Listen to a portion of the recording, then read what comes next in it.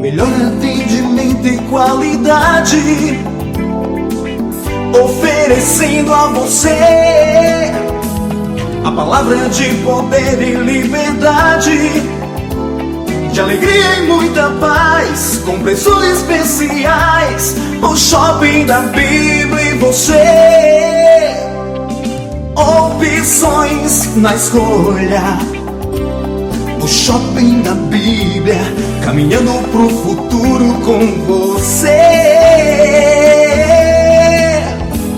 O Shopping da Bíblia, a caminho do futuro com você. Você encontra Shopping da Bíblia em 2 endereços. Na Avenida Washington Soares, números 3.823, na Água Fria. Conheça também o novo Shopping da Bíblia em Messejana, na Avenida Mendes Sá, 617. Ligue 3278-7138 ou acesse shoppingdabiblia.com.br. Shopping da Bíblia, uma loja missionária. O Shopping da Bíblia, a caminho do futuro com você.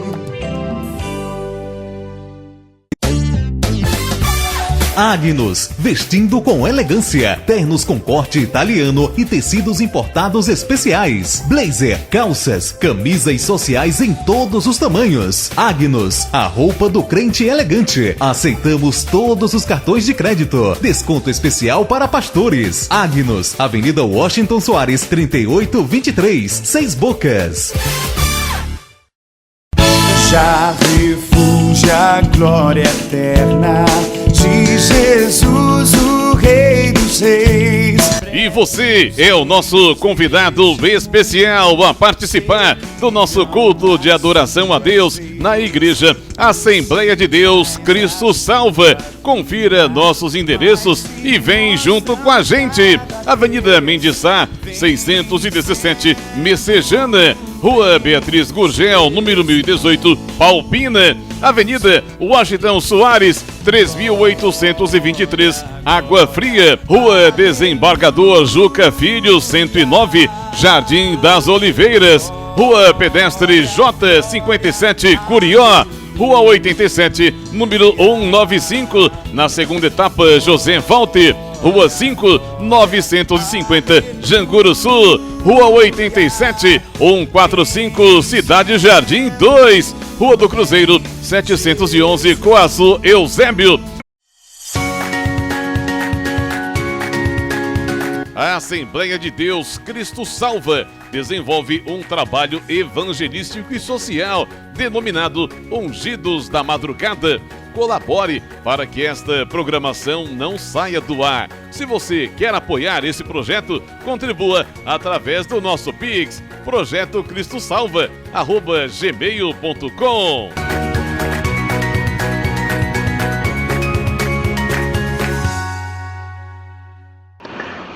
Bom dia, a paz do Senhor, aqui é o Bispo Márcio Monteiro. Você vai agora ouvir uma mensagem gloriosa da Palavra de Deus. De segunda a sexta-feira, de 7 às 8 da manhã, estamos aqui com estas mensagens que você todos os dias pode aprender mais e mais da Palavra do Senhor. E aos sábados, de 10 a meio-dia. Esteja conosco aqui na Rádio 101.3, diariamente, nesta programação da Assembleia de Deus Cristo Salva. Deus abençoe. Fique agora com essa mensagem.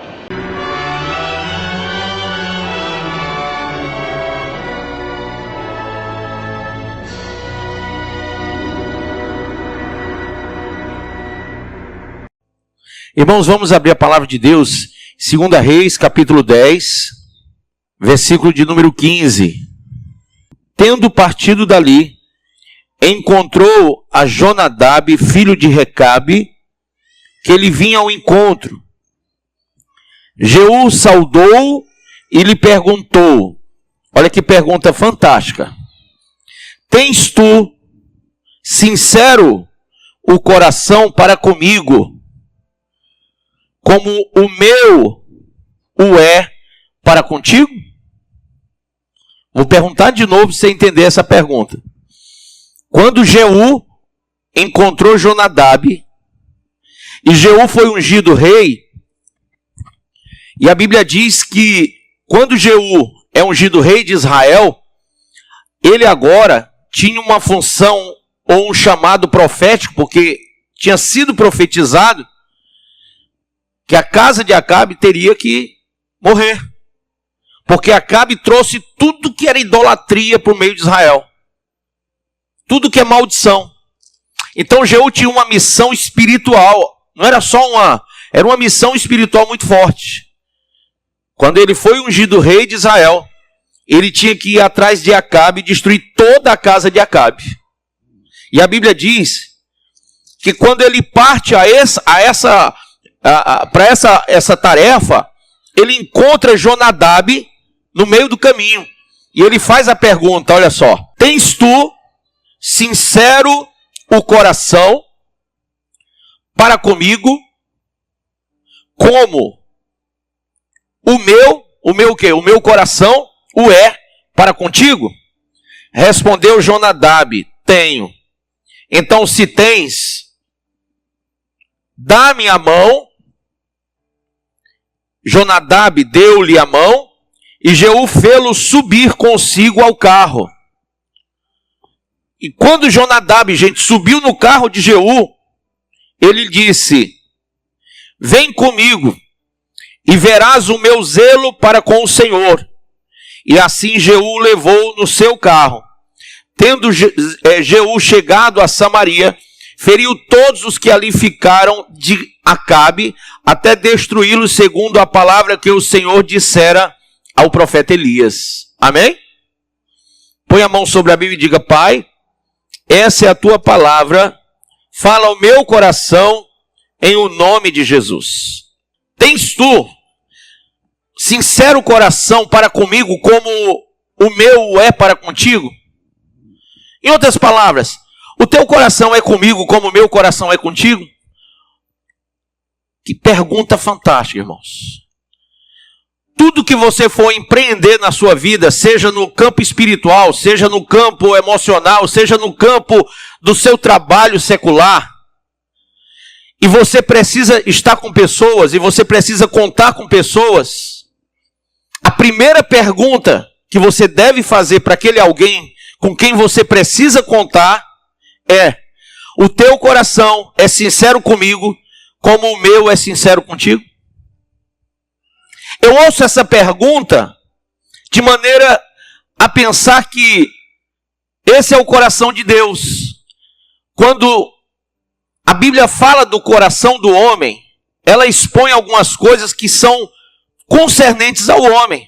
Mas quando fala do coração de Deus, fala de coisas que são tão celestiais, são coisas tão maravilhosas, porque se há uma coisa que Deus realmente requer daquele que o serve, é sinceridade de propósitos.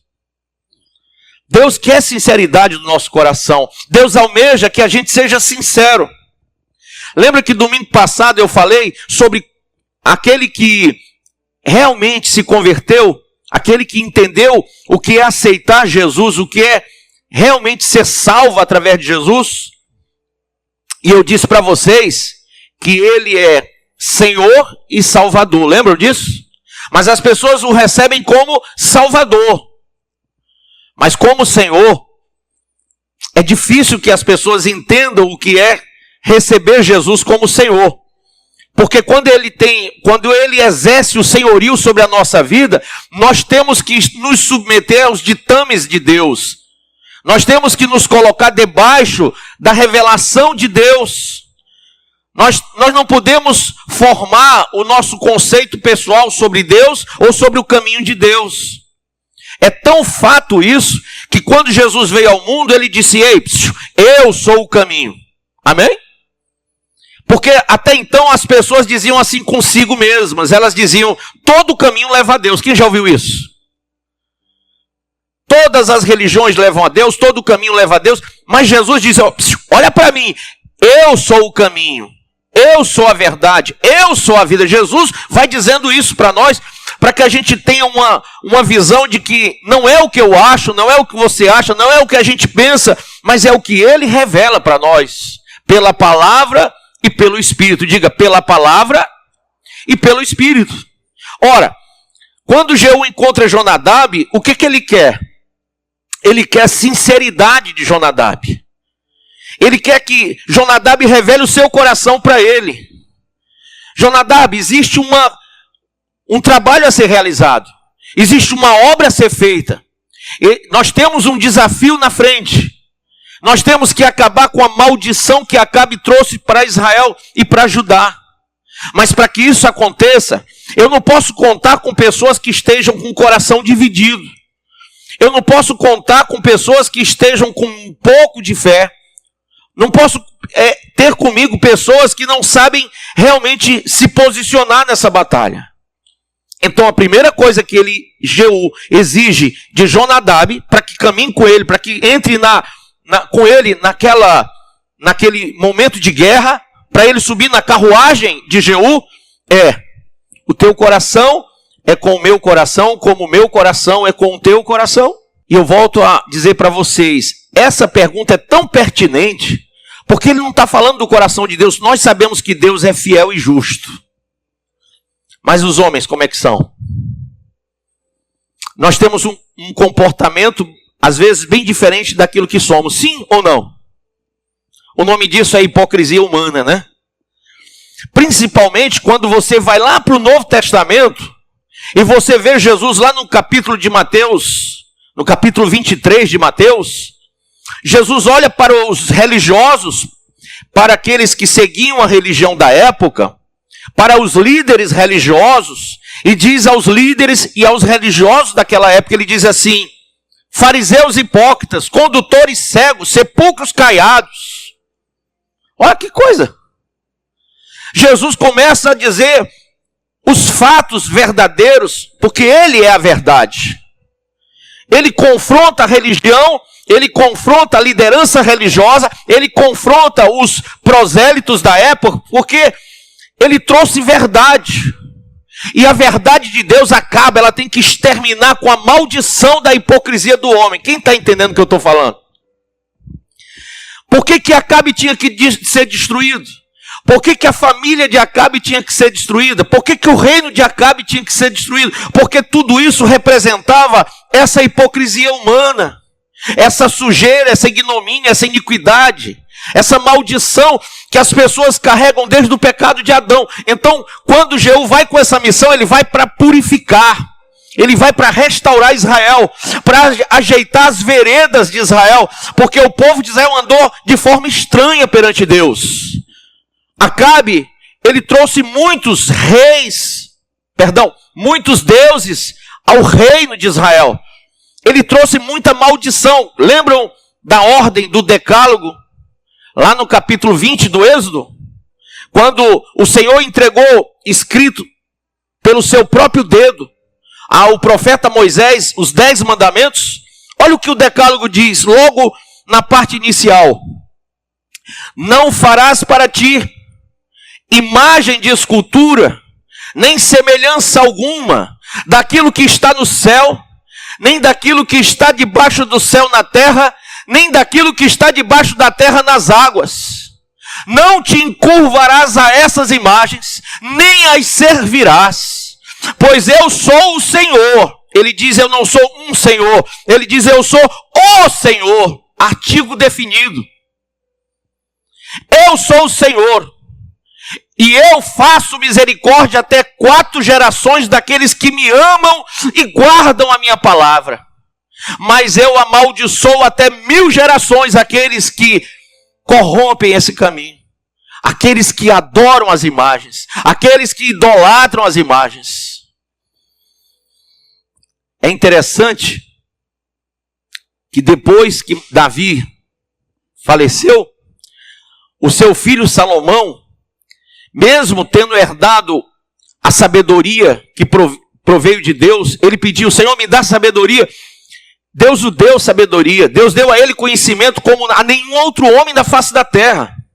Não somente isso, porque ele não pediu outras coisas, Deus deu a ele riqueza e glória. O seu reino era farto, o seu reino era grande. Mas, o que é que Salomão pegou?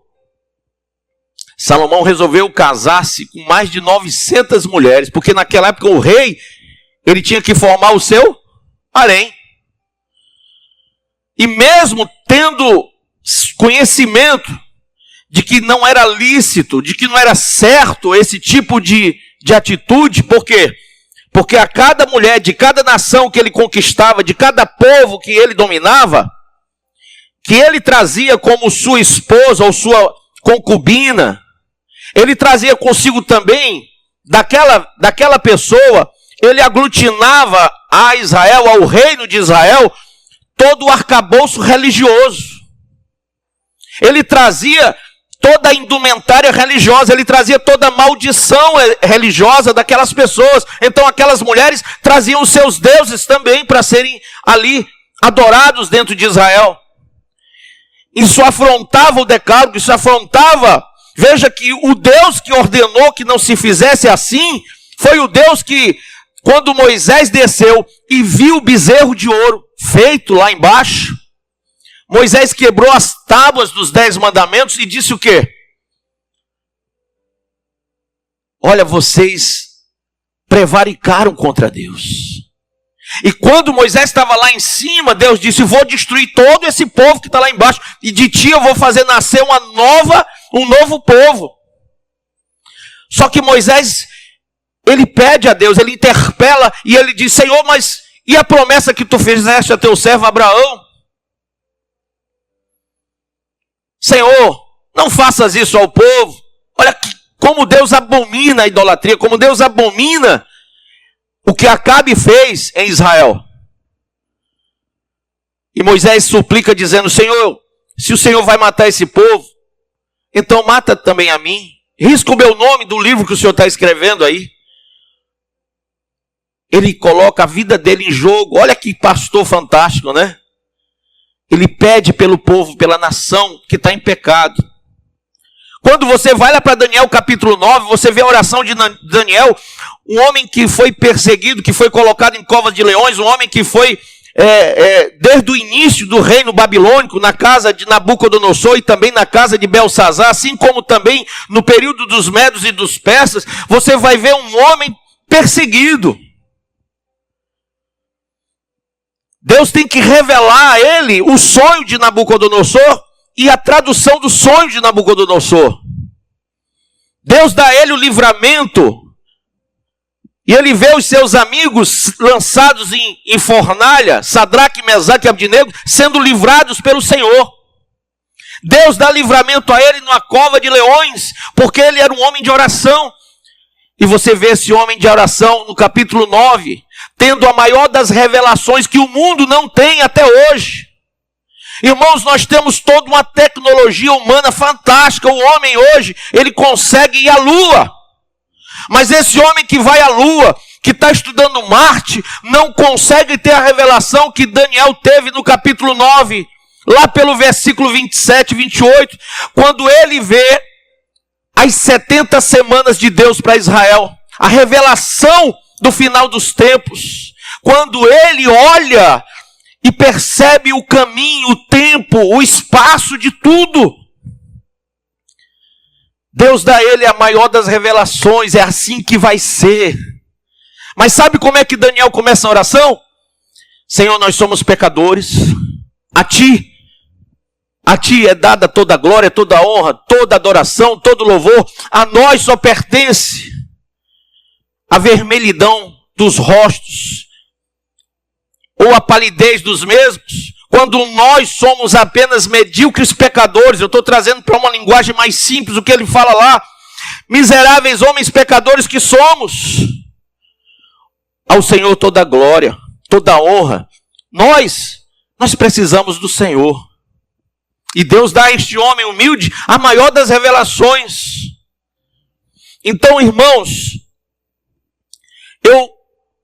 eu quero que você perceba que essa pergunta que Jeú faz a Jonadab, ela é pertinente para hoje, porque Jonadab olha para Jeú e diz assim: o meu coração é com o coração, como o teu coração é com o meu coração. E isso é que faz com que haja unidade, isso que faz com que haja uma fusão espiritual. Ninguém leva ninguém para uma batalha para vencer um grande inimigo como Acabe e destruir toda uma maldição com alguém que está dividido. A Bíblia diz através do Senhor Jesus: um reino dividido jamais subsistirá. Por isso que Deus nunca recebeu metade de ninguém. É tudo ou nada. Quem está entendendo isso? Deus nunca vai receber a metade do seu coração. Há muitas pessoas que ainda não estão resolvidas no tocante à salvação, ou no tocante à libertação espiritual, ou no tocante ao comportamento emocional. Tem muita gente mal resolvida em relação ao caminho. Por quê? Porque está vivendo um proselitismo, está vivendo um pragmatismo religioso, está vivendo uma fragmentação de pensamentos humanos. Parece que diz para Deus assim: Senhor, calma, o Senhor é dono do tempo, mas eu vou te dar meu coração de forma paulatina. À medida que eu abrir mão de um pecado, eu te dou mais um pouco do meu coração. E as pessoas passam às vezes uma vida inteira dentro da igreja e não se entregam totalmente a Cristo. Por isso que quando nós perguntamos quem quer receber Jesus como Senhor e como Salvador, e aí nós continuamos a frase, vamos colocar uma vírgula e dizemos: para que você vá para o céu e não vá para o inferno, todo mundo faz aquele ato imediato: ó, eu quero. Porque eu quero que alguém me salve do inferno, eu quero que alguém me salve da condenação eterna. Mas só que você não percebeu que não é apenas uma questão de você ser livrado no dia do arrebatamento da igreja, você subir e ser livrado dos 7 anos da grande tribulação, ou se você fechar os olhos, você ser livre da condenação eterna no inferno. O que está posto nessa frase inteira é: o teu coração é com o meu, como o meu é com o teu, porque o meu coração é todo teu, e o teu é todo meu. Jesus não foi em partes ao Calvário, Jesus foi completamente para o Calvário. A Bíblia diz que ele se fez carne e habitou entre os homens. O Verbo de Deus veio ao mundo completamente. O mundo, para se converter, tem que se revelar de forma completa para ele também. Quando você recebe a palavra, você tem que receber o espírito da palavra também. No grego isso é chamado de logos, ou logos, palavra. Mas o Espírito é o paracletos. Se você não tem o paracletos do logos, ou do logos de Deus, você jamais vai estar completo. Ninguém se converte apenas porque conhece Bíblia. A gente se converte porque a gente entende a Bíblia. E eu quero dizer para você essa noite que para que você seja salvo, ele não pode ser só seu Salvador, ele tem que ser seu Senhor. E para que ele seja seu Senhor, você tem que entender a Bíblia Sagrada. E ninguém entende a Bíblia Sagrada sem o Espírito dela. O Paracletos tem que estar em você. O Espírito Santo tem que entrar na sua vida. Ele tem que fazer moradia. Você tem que ser templo e morada do Espírito Santo. Então o seu coração só vai ser totalmente de Deus. Você só vai poder subir. Aqui eu me lembrei agora de Elias. Elias foi arrebatado numa carruagem. Veio então aquele fogo do céu e arrebata Elias. Sabe por que Elias subiu na carruagem divina? Sabe por que veio uma carruagem celestial buscar esse homem? Sabe por que ele não passa pela morte, mas ele da vida vai para a vida eterna? Sabe por que a teologia explica que esse homem vai ser uma das testemunhas do Apocalipse, que vai pregar para que Israel se converta durante os 3 primeiros anos da grande tribulação? Você sabe por que Elias está cotado para ser esse homem? Porque ele não passou da morte para a vida, mas da vida para a vida. E por que esse homem chega nessa condição? Por que ele sobe numa carruagem celestial? Porque a resposta que ele dá para Deus é uma resposta inteira e não parcial. A resposta que ele dá ao chamado de Deus é uma resposta total e não pela metade. E Deus olha para esse homem e diz: sobe na minha carruagem, porque o teu coração é com o meu, como o meu é com o teu. Você pode ser arrebatado no dia do arrebatamento, no momento do arrebatamento, que pode ser hoje. Mas nesse momento, nessa carruagem chamada arrebatamento, vão subir aqueles que entenderam o chamado, que entenderam que tem que estar militando na terra contra o inferno, contra o diabo, contra os seus demônios, contra toda a ideologia de gênero, contra tudo aquilo que se levanta contra a igreja, contra a palavra de Deus. Nós temos que ser inteiros disso. Não importa, irmãos, quem venha nos questionar, quem venha nos arguir, quem venha nos apontar, quem venha nos perseguir, nós temos que ter uma posição divina, um coração dado para Deus, sem abrir mão do evangelho, sem ter vergonha de dizer eu sou crente, eu sou cristão. Paulo disse na carta aos Romanos: não me envergonho do evangelho, porque ele é o poder de Deus para a salvação daqueles que creem. Isso é inteiro, não é parcial. Tens tu sincero o coração? Teu coração é sincero perante Deus? O meu coração é com o teu coração e o teu é com o meu? Que pergunta fantástica. Mas eu acho que diante disso, a resposta tem que ser dada. Sabe, nós temos o quê? 30 anos, 40, 50, 60, 70 anos de vida? 80? Eu não sei, uma geração geralmente é contada em 70 anos. E você tem esse tempo, que pode ser pequeno ou grande, dependendo das situações, das circunstâncias e da própria vontade divina. Só que durante a tua vida, qual é a resposta que você tem dado a Deus? E quando Ele te chamou, te deu um chamado, qual é a resposta que você deu para Ele? E quando você acorda pela manhã, numa segunda-feira, qual é a resposta que você dá para Deus? E quando Deus diz, larga tudo e me segue, qual é a resposta que você dá para Deus? E quando o pecado bate na sua porta, quando vem ali o pecado do adultério, quando vem o pecado da prostituição, quando vem a tentação de todas as iniquidades, de toda a porfia humana, qual é a resposta que você dá para Deus? Um mundo tão lascivo, um mundo tão envolvente, tão grudento, tão imundo, qual é a resposta que você dá para Deus? Cada segundo da nossa vida está sendo filmado pelo céu, irmão. Você sabe que Deus ele tem escrito um livro da sua vida, da minha vida?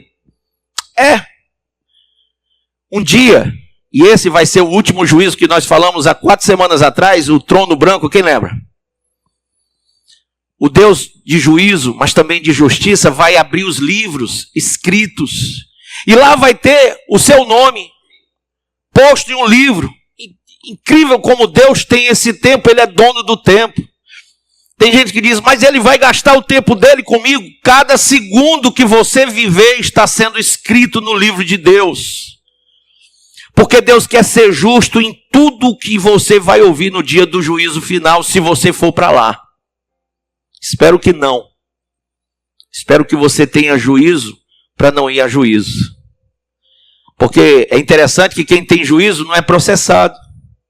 Quem tem juízo não faz o que é errado, não é preso, não é condenado, nem é julgado, porque já tem juízo para não fazer o que é errado, sim ou não? E você sabe quem é o único que pode te dar esse livramento de juízo final? Aquele que te convence do pecado, do juízo e da justiça, o Espírito de Deus. O Espírito Santo. Você vê que a gente roda e volta para Ele de novo. E por que a gente volta para Ele? Porque Ele é a essência de Deus.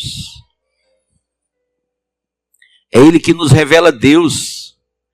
Mas é Ele também que revela para Deus o nosso coração.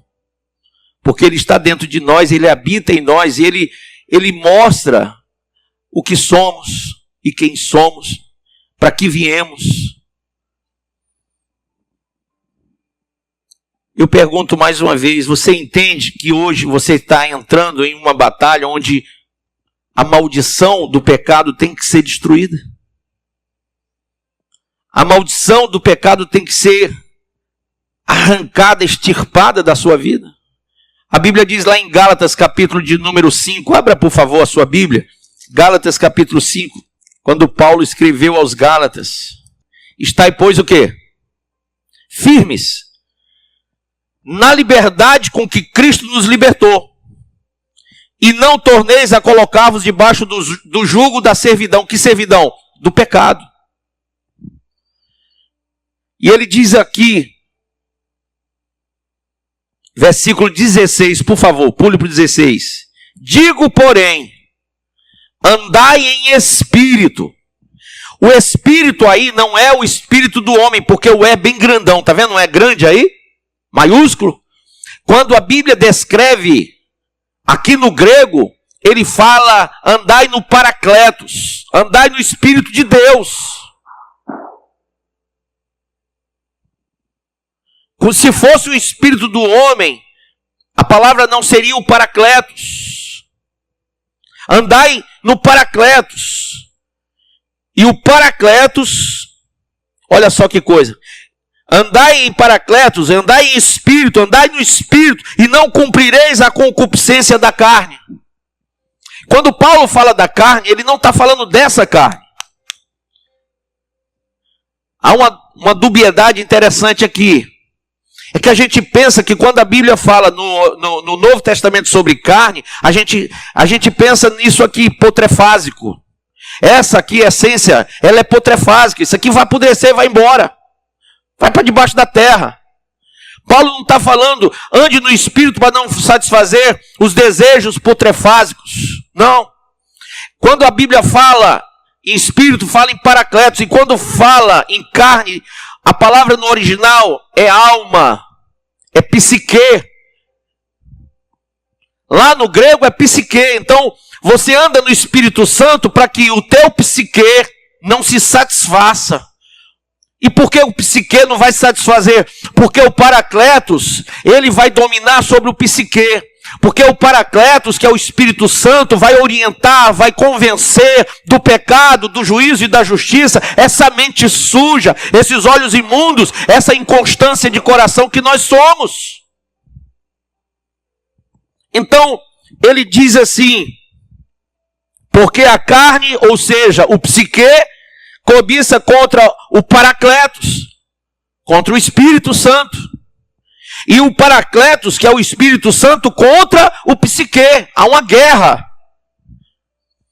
E estes opõem-se um ao outro para que não façais as coisas que quereis. Você vai escolher. Ou você satisfaz um ou outro. E aí diz assim, mas se sois guiados pelo Paracletos, pelo Espírito Santo, não estáis debaixo da lei. Porque as obras da carne são manifestas, as quais são adultério, fornicação, impureza, lascívia, idolatrias, feitiçaria, inimizades, contendas, ciúmes, iras, pelejas, dissensões, heresias, invejas, homicídios, bebedices, glutonarias e coisas semelhantes a estas, acerca das quais de antemão eu vos declaro, como também já antes vos disse, que os que cometem tais coisas não herdarão o reino de Deus. E aí ele vai explanar o que é ser dominado pelo Paracletos, o que é andar no Paracletos, o que é ser orientado pelo Espírito Santo. Ele diz, mas o fruto do Espírito é amor, gozo, paz, longanimidade, benignidade, bondade, fé, mansidão, temperança. E contra essas coisas não há lei. E os que são de Cristo crucificaram o psique, a carne, com as suas paixões e concupiscências. Sabe o que é concupiscência? Concupiscência é um desejo muito forte. E quando você estuda a palavra concupiscência, você entende que é um desejo lascivo, provocado. Então essa vida concupiscente que vem de paixões, de sentimentos, de desejos, de visões humanas. Ele diz, se vivermos em espírito, se vivermos no Paracletos, andemos também em espírito no Paracletos. Não sejamos cobiçosos de vanglórias, irritando-nos uns aos outros, invejando-nos uns aos outros. Amém ou não amém? Irmãos, o coração do homem é terrível. Jeremias capítulo 17 diz assim sobre o coração do homem. No versículo 5. Assim diz o Senhor, maldito o homem que confia no homem. Você confia em você mesmo? Você confia no outro que está do seu lado? Quem aqui é casado e diz, eu confio 100% na minha esposa, 100% no meu marido? Aí quando você diz, eu confio, Por que de manhã você pergunta para onde você vai? E quando a pessoa chega, de onde é que você vem? Por que essas perguntas? Por que essas indagações, se você confia mesmo? Olha como o homem ele é contradizente. Olha como nós nos opomos a nós mesmos. Então, quando a Bíblia diz, maldito o homem que confia no homem, a primeira pessoa que você não deve confiar mesmo é em você. Quem já se pegou se traindo? Quem já discursou algo e falou e fez outra coisa? Quem traiu a sua própria índole, a sua própria educação, a sua própria formação? Quem disse um dia isso eu jamais vou fazer e fez? É incrível. Mas nós aprendemos com o dia a dia, com o tempo de vida, nós descobrimos como somos, o que somos. E é por isso que quando a Bíblia fala de salvação, ela não fala só de livramento, ela fala de senhorio. Porque se você tentar administrar você mesmo, você é inadministrável. Você jamais vai conseguir dominar a si mesmo. Tem que haver uma força superior, tem que haver algo que é transcendente ao homem. Você tem que buscar a força do céu, como disse o salmista, eleva os meus olhos para os montes, de onde me vem o socorro? O meu socorro vem de quem? Do Senhor, do Elohim, do Adonai. O meu socorro vem dele, que fez o céu e a terra. Ele diz, ele é a minha força e a minha fortaleza, o meu socorro bem presente na hora da angústia. Então, o Senhor, quando ele é o teu Adonai, quando ele é o teu Senhor, a tua força vem dele. E o privilégio disso é que agora você consegue se dominar porque alguém está instruindo, alguém está te capacitando, alguém está te convencendo a deixar a natureza humana para receber uma natureza divina. Deixar de ser psique dominante para ser paracletos dominado. É importante a gente perceber isso, porque se ele não é o teu Senhor, você não vai ser salvo. Irmão, não é porque a gente aceitou Jesus que a gente vai ser salvo. É porque nós mudamos de vida e ninguém muda se não houver uma ordem, se não houver uma orientação, se não houver um direcionamento. Sim ou não? Por que você está na igreja? Eu estou na igreja porque eu gosto de ser religioso. Então você não é diferente dos fariseus hipócritas, dos condutores cegos, dos sepulcros caiados, que eram bonitos por fora, mas por dentro eram podres. Olha como Deus repreendeu o seu povo durante muito tempo. Quando o povo estava no deserto, o povo poderia ter saído de um canto a outro em dias, em horas. Se você olhar para o mapa do Egito até a terra prometida, era coisa de horas. Mas esse povo vai rodar 40 anos. Bispo, por que horas se transformaram em 40 anos? Por causa do coração duro dos homens. Sabe, tem milagres que Deus tem para você, tem projetos fantásticos que Deus tem para a sua vida, tem coisas revolucionárias que Deus quer fazer através de você, para a sua família, para a sua casa. Tem algo grande de Deus para anunciar a você essa noite, mas isso é só para aquele que crê e que faz do Senhor o seu Adonai, o seu Senhor, que se deixa ser dominado. Esse daí não precisa ficar 40 anos para ser convencido, não. Esse aí em poucas horas é transformado. Porque ele subiu na carruagem. Porque quando ele ouviu o chamado, ele disse, o meu coração é com o teu. O meu coração é totalmente teu, Senhor.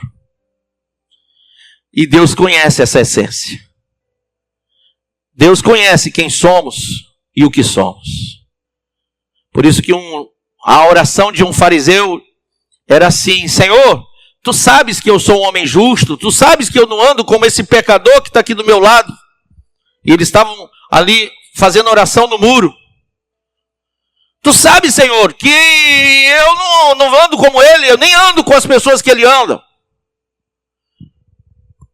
Por isso eu sei que o Senhor está me ouvindo e vai fazer o que eu estou falando aqui agora. E o outro orava da seguinte forma, Senhor, eu sou um pecador miserável. Eu não mereço receber nada de ti. Eu sou um homem muito mau. E eu vim aqui te pedir misericórdia sobre mim. Porque eu preciso do Senhor. E a pergunta que o Senhor Jesus faz àqueles homens que ouviam isso é: a quem vocês acham que Deus verdadeiramente ouviu? A quem vocês acham que um pai ouve? Um filho jactancioso, presunçoso, soberbo, orgulhoso? Ou a humilde de coração? A Bíblia diz que os humildes herdarão a terra. Mas os soberbos, está lá em Salmo de número 73, os soberbos, os orgulhosos, eles vão secar e eles vão murchar como a erva do campo. O caminho deles são caminhos escorregadios. Deus conhece o caminho do ímpio, do pecador, do orgulhoso e do soberbo. Mas o caminho do justo, o caminho do humilde, é um caminho de glória. E aqui no profeta Jeremias ele diz: maldito o homem que confia no homem, faz da carne mortal o seu braço e aparta o seu coração do Senhor. Porque será como um arbusto solitário no deserto, não verá quando vier o bem. Antes, morará nos lugares secos do deserto, na terra salgada e inabitável. Bendito o homem que confia no Senhor e cuja esperança é o Senhor. Porque ele é como a árvore plantada junto a águas, que estende as suas raízes para o ribeiro, e não receia quando vem o calor, mas a sua folha fica verde, e no ano da sequidão não se perturba, nem deixa de dar fruto. Enganoso é o coração mais do que todas as coisas, e desesperadamente corrupto, quem o conhecerá? Eu, o Senhor, esquadrinho o coração, eu provo os pensamentos, e isto para dar a cada um segundo o seu proceder, segundo o fruto das suas ações. Então, Jeremias tem a revelação do coração do homem e do coração daquele que é de Deus. Do coração do psique e do coração do Paracletos. Bispo, eu estou numa situação, numa sinuca de bico, porque o senhor acabou de me colocar num quadradinho. Porque eu sei que o meu coração é mau. Eu sei que eu digo que sou crente, que eu sou evangélico, que eu vou para a igreja há mais de 30 anos, mas olha como é a minha situação. Eu ainda não mudei muitas coisas. A minha família não se converteu porque o meu testemunho é péssimo. Eu até tento, mas não consigo. Você já deu o primeiro passo, você está vomitando, você está jogando para fora, você está se revelando. Falta só você bater no peito e dizer: Senhor, me perdoa, minha culpa, a minha máxima culpa. Isso é tudo, sou eu mesmo. Deus quer sinceridade. Deus não quer que você tenha capa de super crente, não. Ele prefere que você venha com trapos de imundície para Ele. Ele prefere que você coloque um pano de saco e cinza sobre a cabeça e se dobre e se curve diante da grandeza dEle.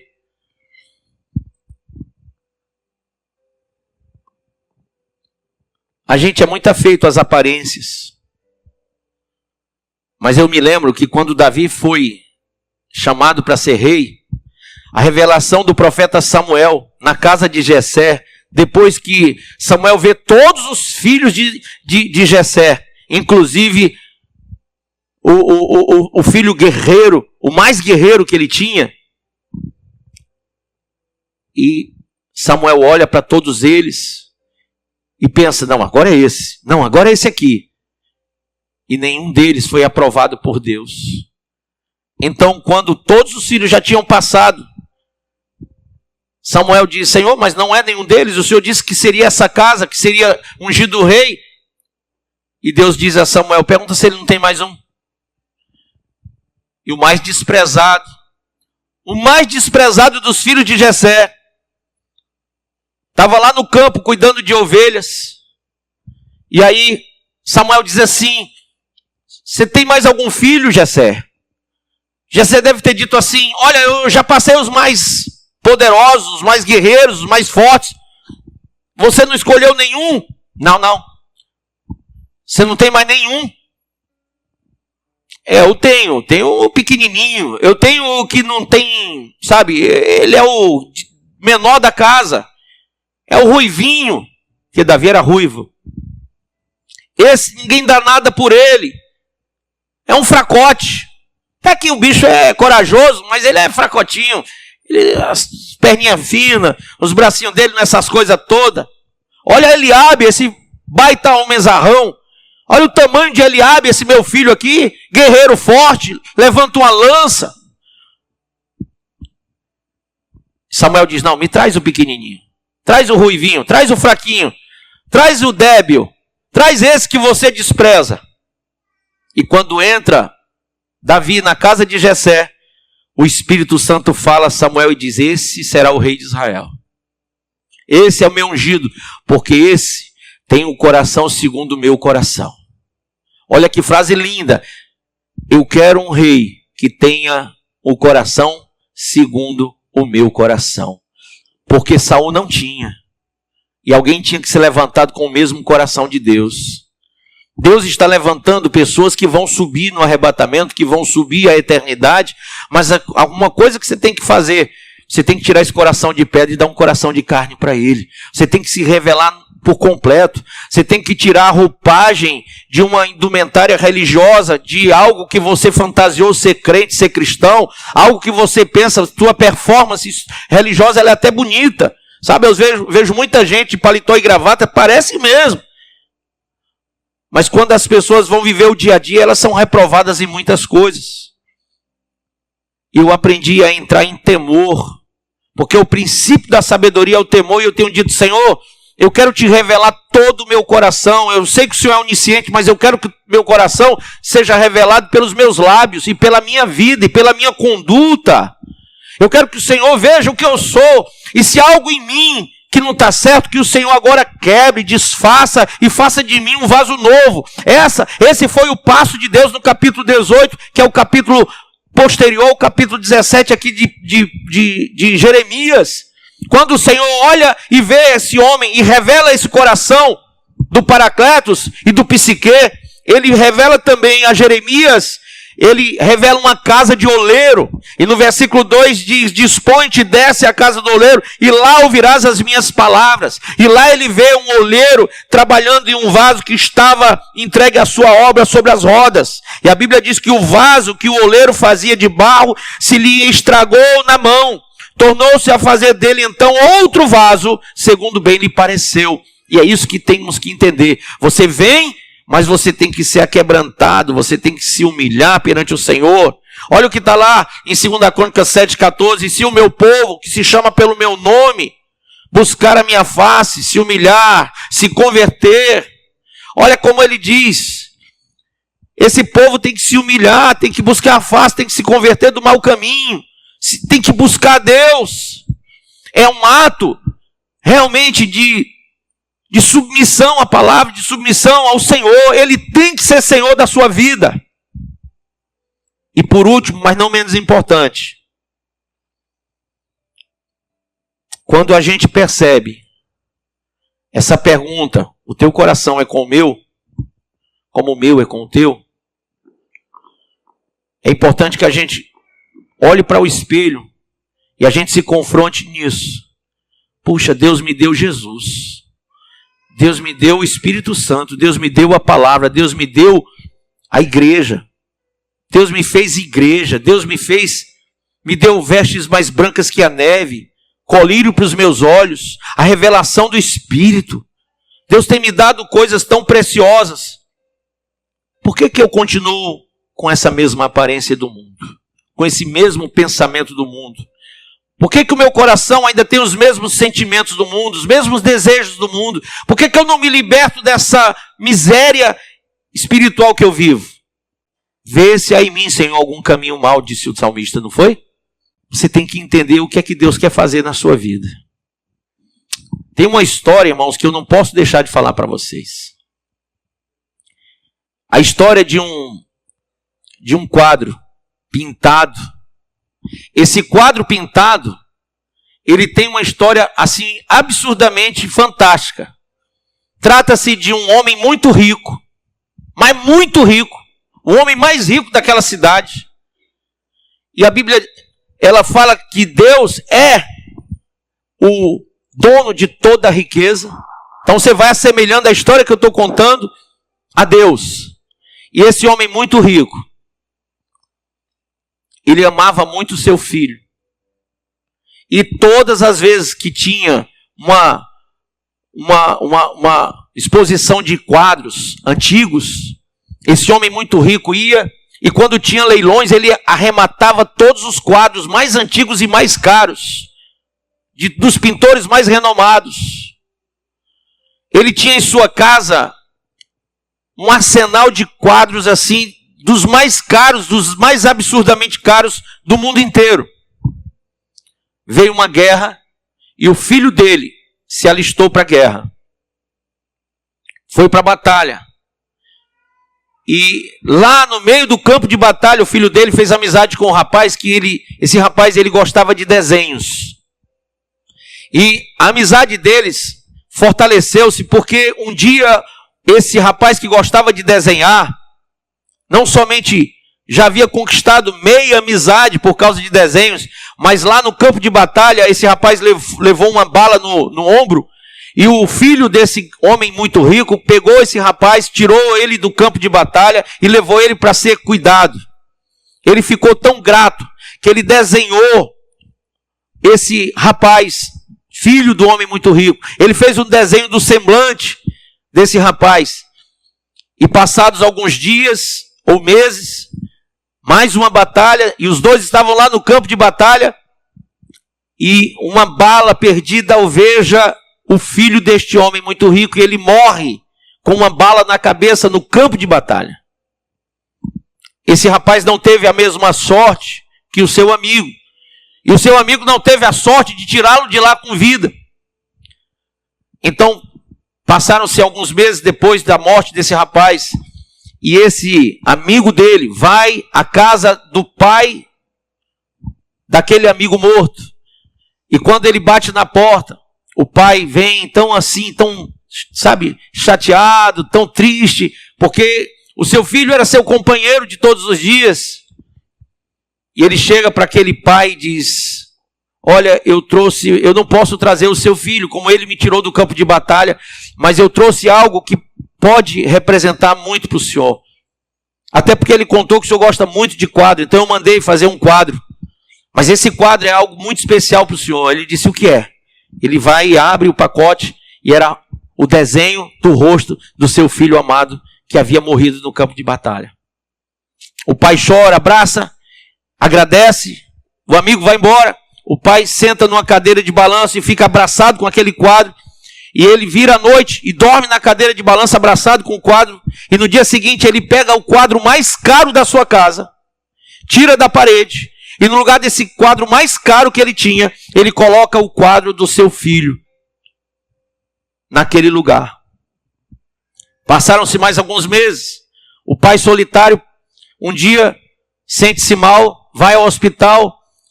A situação é difícil, ele acaba morrendo, porque ele passou por um infarto e, infelizmente, não conseguiu subsistir a todo o tratamento.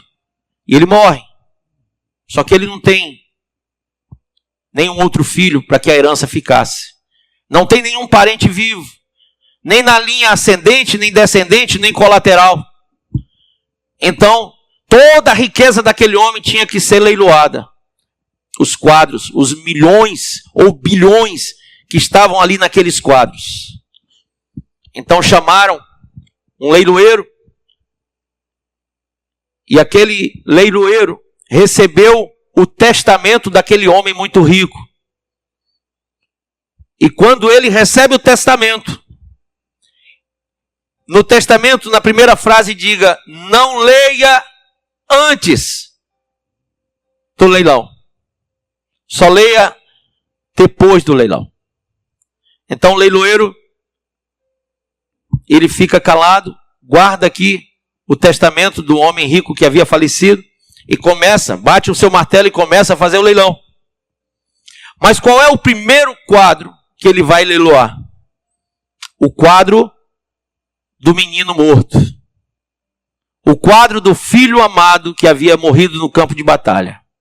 Todos os ricaços da cidade e de fora que haviam ido para arrematar os quadros mais famosos, olham para aquele quadro e dizem: isso não nos interessa. A gente veio aqui atrás de Picasso.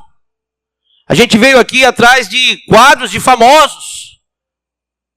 de pintores renomados. Nós não queremos esse quadro aí, isso não representa nada, não vale coisa nenhuma. Então o leiloeiro, diante do exposto por todos, ele diz: olha, vamos começar colocando esse quadro por apenas R$50. Algo muito baixo, talvez não pagasse nem a moldura. E todos calados e braços cruzados, ninguém dava nenhuma proposta para arrematar o quadro. Passou alguns minutos e houve-se uma porta se abrindo, a porta de entrada da casa abriu-se. Era um funcionário antigo, na verdade era o jardineiro da casa, mas ele era antigo lá e ele havia visto o crescimento desde bebê daquele menino morto e viu como o pai e o filho se davam tão bem. E ele sentou na última cadeira e ficou olhando para ver o que estava acontecendo e ninguém levantava a mão para dizer: eu dou R$50. E ele se pergunta do lado: o que está acontecendo? Não, é porque tem um quadro ali que ninguém quer comprar. É um absurdo, a gente é chamado para cá para ver quadros de famosos e aí coloca logo um quadro de um menino morto que ninguém sabe nem para que serve isso aí, nem quem foi que desenhou isso. Isso não vale nada. Está todo mundo chateado com isso. E o rapaz, aquele senhor já de idade, olha para o quadro e diz: não, mas esse quadro era o quadro que o meu patrão mais gostava. E o homem que estava do seu lado diz: mas não vale nada. Mas esse menino aí do quadro é o filho dele que morreu no campo de batalha. E aquele homem do lado diz: mas isso não representa nada para nós. Nós não estamos nem aí para isso. Os dois já morreram, isso já foi, já era. E aquele homem chora, porque estavam desdenhando diante de uma história de um pai e um filho que se amavam. E ele lembra de como era o relacionamento dele com o seu senhor e com o filho do seu senhor, e ele diz: leiloeiro, eu não tenho muito dinheiro, mas eu pago o valor necessário por esse quadro. E todo mundo aplaude aquele senhor muito pobre, humilde, jardineiro. E diz: finalmente, mas finalmente, agora vamos começar o leilão. Tira esse quadro daqui agora, leva esse quadro embora. E aquele homem chega até lá na frente, paga e já recebe o quadro. E quando ele vai caminhando para fora, o leiloeiro disse: senhor, não saia não. Ele disse: por quê? Eu fiz alguma coisa errada? Não. É que eu tenho que ler algo que está aqui para o senhor. E ele disse: pois não. Eu estou aqui com o testamento do seu ex-patrão, falecido. E aqui diz que quem arrematar o quadro do filho dele é dono de todos os quadros, de todos os famosos, de toda a riqueza, de todas as empresas, inclusive dessa casa aqui também. E como o senhor pagou esses R$50 e o senhor deu valor que ninguém deu valor, tudo isso aqui é seu. E isso é a graça de Deus para todos nós. O grande problema de você não responder a Deus: o meu coração é com o teu como o teu é com o meu, é porque você ainda não percebeu o valor que você tem que dar ao crucificado da cruz, ao sacrifício. Porque o pai que amava o filho deu o seu filho unigênito para que todo o que crê não pereça, mas tenha vida eterna. No dia que você der o devido valor a Jesus, você vai receber toda a herança do Pai. E ele disse: eu vou preparar-vos lugar. E ele tem um lugar preparado para aqueles que sabem valorizar o Evangelho de Cristo.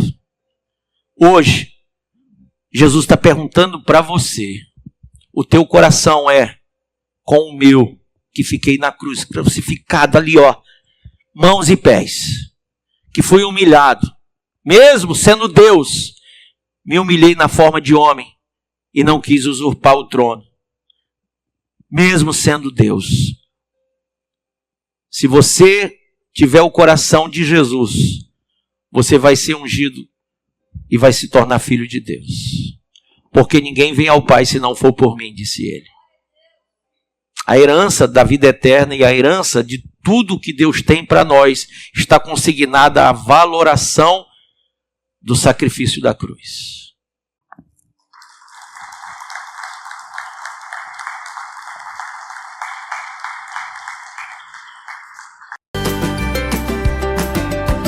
Ouça estas e outras mensagens do Bispo Márcio Monteiro no YouTube, canal AD Cristo Salva. Se inscreva e compartilhe.